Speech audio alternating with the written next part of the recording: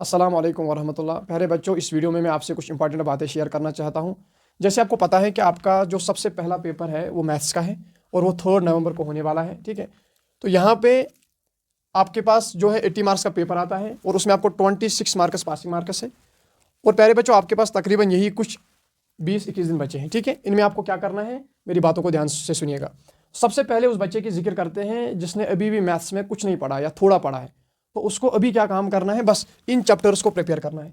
Real numbers, polynomials, pair of linear equation, quadratic equation, arithmetic progression, statistics and probability and coordinate geometry. ठीक है, इनमें से भी अगर एक चैप्टर आप स्किप करो तो चलेगा, लेकिन कम से कम जो आपकी फर्स्ट प्रायोरिटी है प्यारे बच्चों, जिसने बिल्कुल भी कुछ नहीं पढ़ा है, तो उसको सबसे पहली प्रायोरिटी है कि अपने पेपर को क्या मैथ्स के पेपर को पास करना। ये सबसे पहला उसका जो है एम है। ठीक है, तो यहाँ पे इन चैप्टर्स को प्रिपेयर करके आप जो है मैथ्स का पेपर जो है ईजिली उसको पास कर सकते हो। लेकिन ऐसा कोई बच्चा है जिसको ये सारे प्रिपेयर है तो वो जो है इससे ज़्यादा भी कुछ चैप्टर्स को प्रिपेयर कर सकता है। ठीक है, तो लेकिन असल में जो बात है ना, जो सबसे ज़्यादा इंपॉर्टेंट बात मुझे कहनी है वो ये है कि एग्ज़ाम टाइम में जब आप लिखने बैठोगे तो वहाँ पे जो सबसे ज़्यादा काम आने वाली चीज़ है वो है रिवीजन।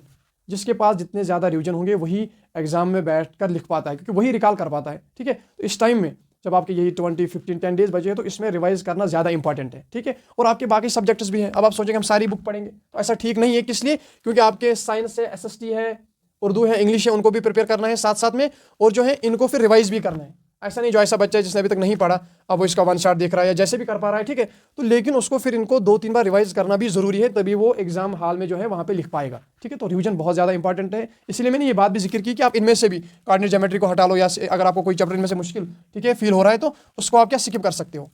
लेकिन अभी आपका रिवीजन बहुत ज़्यादा ज़रूरी है और बाकी सब्जेक्ट्स बैलेंस होकर पढ़ाई करना बहुत ज़्यादा इंपॉर्टेंट है। यानी हर एक सब्जेक्ट को टाइम देना वो ज़रूरी है। और कोई नहीं अभी मैथ्स का पेपर है, हम ये सारे 20 डेज मैथ्स को, ठीक है, फिर ज़्यादा छुट्टियाँ भी बीच में नहीं रहती हैं, तो फिर वहाँ पे आपको प्रॉब्लम फील हो जाएगी। ठीक है, तो अभी आपको क्या करना है, टाइम मैनेजमेंट वो सबसे ज़्यादा आपके लिए ज़रूरी है। स्टूडेंट्स के लिए जो सबसे ज़्यादा ज़रूरी है टाइम मैनेजमेंट है। इसलिए जो है मैथ्स में कुछ चैप्टर चूज़ कीजिए। ठीक है, अपने भी अगर इनमें से आपको कोई टफ फील हो रहा है तो आप इसमें चेंज भी कर सकते हैं। ठीक है, तो कुछ चैप्टर्स कीजिए, ठीक है, उनको सिलेक्ट कीजिए, उनका रिवीजन कीजिए, तो तभी जाके आप जो है इसमें पास ही नहीं बल्कि आप अच्छे मार्क्स भी ला सकते हैं। ठीक है, तो वीडियो को ये जो है प्यारे बच्चों, इस वीडियो को शेयर कीजिए सब बच्चों के साथ और जो है इस चैनल को सपोर्ट कीजिए। Thank you so much.